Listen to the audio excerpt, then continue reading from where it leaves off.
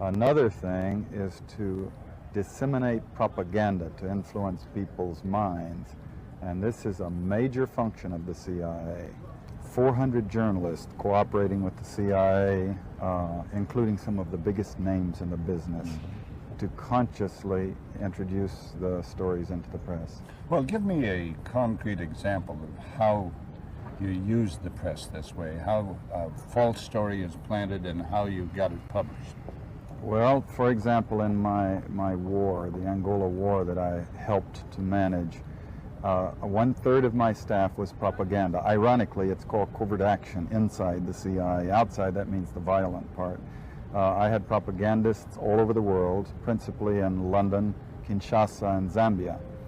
We would take stories which we would write and put them in the Zambia Times, and then pull them out and send them to a journalist on our payroll in Europe. But his cover story, you see, would be that he'd gotten them from his stringer in Lusaka, who had gotten them from the Zambia Times. We had the complicity of the government of Zambia, Kenneth Kaunda, if you will, to put these false stories into his newspapers.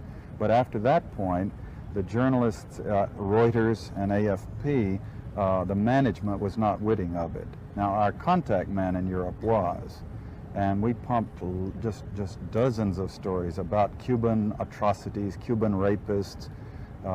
In one case, we had the Cuban rapists caught and tried by the Ovimbundu maidens who had been their victims, and then we ran photographs that made almost every newspaper in the country of the Cubans being executed by the Ovimbundu women who supposedly had been their victims. These were fake photos? Oh, absolutely. We didn't know of one single atrocity committed by the Cubans. It was pure, raw, false propaganda to create an illusion of communists, eating babies for breakfast and that sort of totally false propaganda.